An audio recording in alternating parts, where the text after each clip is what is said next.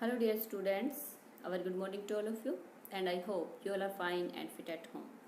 Students मैं आशा करती हूँ कि आपकी जो स्टडी है वो आप कॉन्टीन्यूसली कर रहे हैं।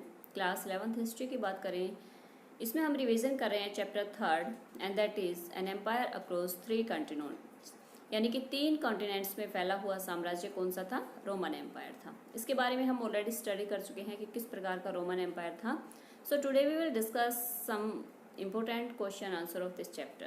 So let's continue our class. Which were the two powerful empires that ruled over most of Europe? जैसे कि हमको पता है कि जो रोमन एम्पायर था वो 3 कॉन्टिनेंट्स में, अफ्रीका में, यूरोप में और एशिया के वेस्ट पार्ट में फैला हुआ था। लेकिन अगर हम बात करें कि यूरोप में 2 पावरफुल एम्पायर्स की जो कि रूल कर रहे थे यूरोप में, वो कौन कौन से थे? The 2 powerful empire that ruled over most of Europe were Rome and Iran. Roman empire और ईरान एम्पायर दोनों ही ऐसे एम्पायर थे जो कि यूरोप में एक पावरफुल एम्पायर्स के रूप में स्टेब्लिश हो चुके थे और पावरफुल एम्पायर के रूप में वहाँ पर रूलिंग कर रहे थे। तो 2 पावरफुल एम्पायर्स की जब हम बात करेंगे तो कौन कौन से थे? यूरोप था और सेकंड कौन सा था? रोम एम्पायर था। उसके बाद which sea separates the continents of Europe and Africa. Europe continents और अफ्रीका कॉन्टिनेंट्स को सेपरेट करने वाला जो कह सकते हैं कि कौन सा सी है, कौन सा समुद्र है जो दोनों कॉन्टिनेंट्स को सेपरेट करता है? कौन कौन से कॉन्टिनेंट्स को? यूरोप को और अफ्रीका को। And that is Mediterranean sea separates the continents of Europe and Africa. जो यूरोप है और अफ्रीका हमारे दोनों कॉन्टिनेंट्स हैं, उनको जो हमारा भूमध्य सागर है, मेडिटेरियन सी है, वो सेपरेट करता है।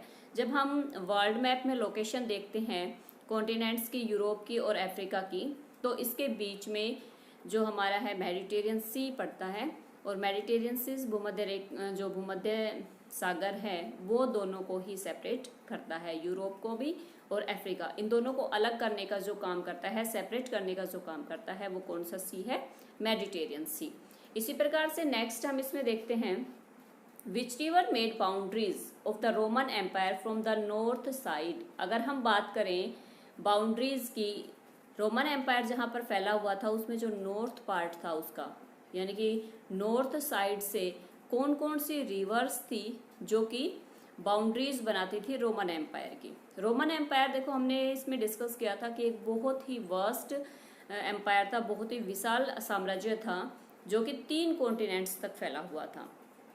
तो इसमें इसके जो नॉर्थ साइड में जो बाउंड्रीज बनाने का काम करती थी, इसकी जो सीमाएं बनाती थी, वो दोनों रिवर कौन कौन सी थी? The boundaries of the Roman empire was surrounded by 2 great rivers that is Rhine and the Danube. Rhine नदी और डेन्यूब नदी दोनों ही जो रिवर्स हैं बहुत विशाल रिवर्स हैं, इनके बारे में कहा जा सकता है। और ये रोमन एम्पायर के नॉर्थ साइड में, यानी कि उत्तरी जो भाग था रोमन एम्पायर का, उसके उत्तरी भाग में ये दोनों ही रिवर्स फ्लो करती थी और इसकी जो बाउंड्री थी वो वहाँ से रोमन एम्पायर की इन दोनों रिवर्स के पास से स्टार्ट हो जाती थी।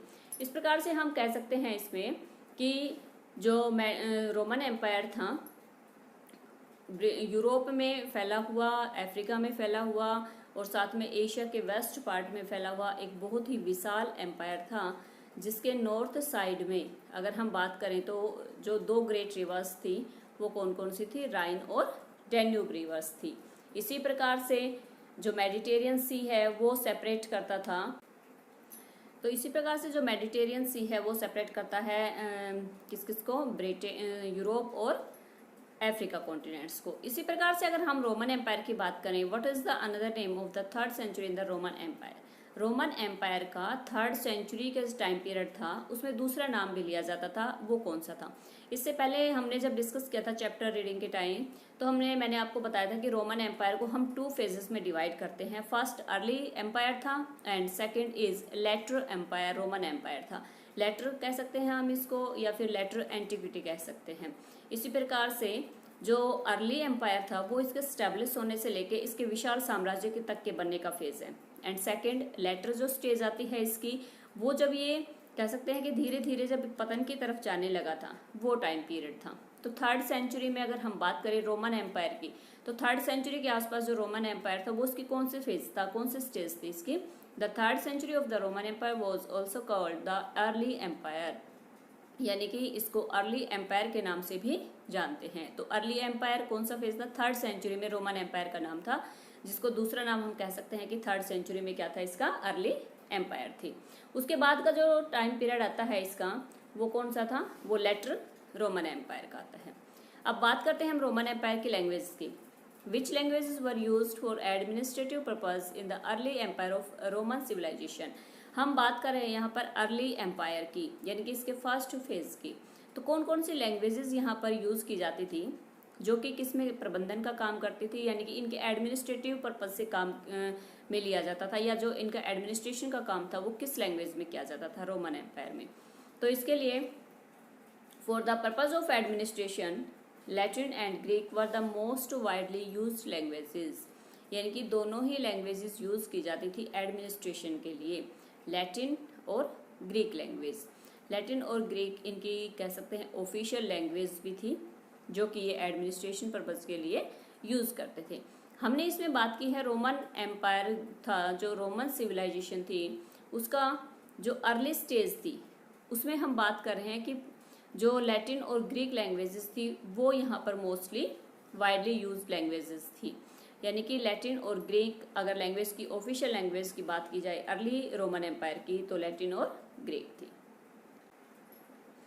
अब रोमन एम्पायर के बारे में हम बात कर रहे थे, तो उसके बाद बात आती है how the Romans has form there army structure, कि आर्मी का स्ट्रक्चर कैसा था रोमन एम्पायर्स का, यानी कि आर्मी के ही बल पर जो रोमन एम्पायर स्टैब्लिश हुआ था उसका अगर हम स्ट्रक्चर देखें तो वो किस प्रकार का था। The Romans had a paid professional army where soldiers had to put in minimum of 25 years of service, यानी कि रोमन एम्पायर में जो आर्मी के जो सोल्जर्स वगैरह होते थे वो पेड प्रोफेशनल्स थे, यानी कि उनको इनके बदले में पे किया जाता था, वेजेस दिए जाते थे। तो पेड प्रोफेशनल आर्मी थी, और साथ में इससे क्या इनकी जो कह सकते हैं सर्विसेज का टाइम पीरियड था वो मिनिमम 25 ईयर्स था, यानी कि 25 साल तक हर एक व्यक्ति को जो भी आर्मी में होता था उसको अपनी सर्विसेज देनी होती थी। तो एक पावरफुल आर्मी के बल पर ही हम कह सकते हैं कि जो रोमन एम्पायर था वो बहुत ज़्यादा विस्तारित हुआ था, बहुत ज़्यादा स्प्रेड हुआ था। और रोमन एम्पायर ने एक कह सकते हैं कि आर्मी में जो सोल्जर्स इनके थे वो पेड प्रोफेशनल थे, और साथ में उनकी अगर सर्विस की बात की जाए तो वो मिनिमम 25 ईयर्स की थी, यानी कि 25 साल तक कम से कम उनको सर्विसेज देनी पड़ती थी। अब बात करते हैं हम what do you mean by the Augustan as.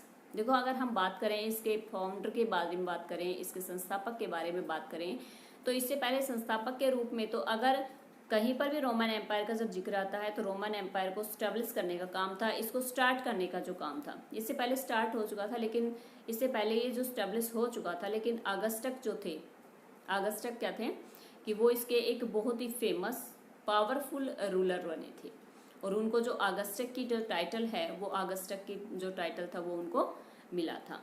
तो इसका मतलब क्या है ऑगस्टक का? The Augustan age mean the reign by Augustus from 27 BC to 14 CE, यानी कि ऑगस्टक का जो काल था उसका जो टाइम पीरियड था जब उन्होंने रोमन एम्पायर के ऊपर रूलिंग की थी, तो वो एक टाइम पीरियड था कि जिसको नाम दे दिया गया था ऑगस्टन एज। और इसका जो टाइम पीरियड की अगर हम बात करें तो इनका टाइम पीरियड कब का था? 27 BC से लेके 14 CE तक का। अब उसके बाद बात आती है कि उनका जो टाइम पीरियड था, ऑगस्टक का जो टाइम पीरियड था इसके ऊपर रूलिंग करने का, उसको हमेशा याद किया जाता है, रिमेम्बर्ड किया जाता है फॉर द पीस, यानी कि शांति के लिए उनको याद किया जाता है। तो इस प्रकार हम कह सकते हैं कि ऑगस्टक जो एज थी वो रोमन एम्पायर को लीड करके लेके गई। रोमन एम्पायर की जो बाउंड्रीज थी उनका विस्तार हुआ, और इसका टाइम पीरियड था वो 27 BC से लेके 14 CE तक का टाइम पीरियड था। इसको पीस का माना जाता है, प्रोस्पेरिटी का टाइम पीरियड माना जाता है, और ऑगस्टक एक बहुत ही फेमस रूलर के रूप में याद किए जाते हैं रोमन एम्पायर की जब भी बात आती है। तो रोमन एम्पायर के बारे में आज हमने डिस्कस किया कि किस प्रकार से जो रोमन एम्पायर था, उसके बाद उसके बात आती है कि उसके 2 फेजेस में हम उसको डिवाइड कर सकते हैं, और उसके जो सोर्सेज आते हैं या तो हमारे पास मटेरियल रिमेन्स हैं, कुछ टेक्स्ट वगैरह हैं और डॉक्यूमेंट्स हैं जिनके बेस पर हम आज रोमन एम्पायर का स्टडी कर पा रहे हैं। तो ये सारे के सारे इनके सोर्स हैं जो कि हमें अवेलेबल हो सकते हैं, हमें मिले हैं, जिनके बेस पे हमें रोमन सिविलाइजेशन के बारे में पता चला है। उसके बाद इसकी जो बाउंड्रीज थी वो कहाँ से कहाँ तक फैली हुई थी, यानी कि 3 कॉन्टिनेंट्स में फैला हुआ ये एक बहुत ही विशाल साम्राज्य था। नॉर्थ में इसके राइन और डैन्यूब रिवर्स की अगर हम बात करें तो दोनों रिवर्स फ्लो करती थी। उसके बाद अगस्टक को इसके फाउंडर के रूप में माना जाता है। अगस्टक का जो टाइम पीरियड था वो 27 BC से लेके 14 CE तक का था। और उसके जो टाइम पीरियड को अगर हम बात करें तो उसके टाइम पीरियड को याद किया जाता है शांति के लिए, प्रोस्पेरिटी के लिए। इसी प्रकार से रोमन एम्पायर के एक पार्ट था जो साउथ का पार्ट था, तो उसमें एग्रीकल्चर मेनली होती थी। दूसरा जो पार्ट था वहाँ पर कैटल रियरिंग का जो काम था, पशुपालन का जो काम था, वो बहुत ही ज़्यादा होता था। तो इस प्रकार से उस रीजन को जहाँ पर कैटल रियरिंग का था वो स्टेपी रीजन कहलाता था, यानी कि स्टेपी जो बड़े बड़े घास के जो मैदान होते हैं वो रीजन जहाँ पर कैटल रियरिंग यहाँ पर बहुत ज़्यादा होती थी, पशुपालन होता था, एक पार्ट में एग्रीकल्चर होती थी। और अगर इसकी इकोनॉमी की बात करें, हम अर्थव्यवस्था की बात करें, तो वो एग्रीकल्चर बेस्ड थी, क्योंकि खेती का जो काम होता था वो यहाँ पर मेनली ज़्यादा होता था। उसके बाद एक्सपोर्ट इंपोर्ट का जो इनका सिस्टम था वो दूसरी कंट्रीज़ के साथ इनका चलता रहता था। इसी प्रकार से यहाँ से कह सकते हैं कि जो ऑलिव ऑयल लेके जाया जाता था वो M4 में लेके जाया जाता, बड़े बड़े कंटेनर्स होते थे उनमें भर के उनको लेके जाया जाता था।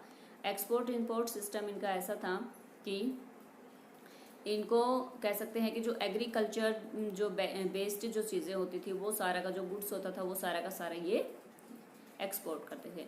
इस प्रकार से जो चीज़ यहाँ पर लैक थी, जिस चीज़ की कमी थी, स्टोन्स वगैरह की कह सकते हैं, या फिर जो भी मैन्युफैक्चरिंग का जो सामान चाहिए था वो सारा का सारा ये इंपोर्ट करते थे। तो इस प्रकार से हम रोमन एक बहुत बड़े विशाल साम्राज्य के बारे में आज हमने स्टडी किया। तो आई होप आप अच्छे से इस चैप्टर को समझ गए होंगे। Okay student, thanks to all.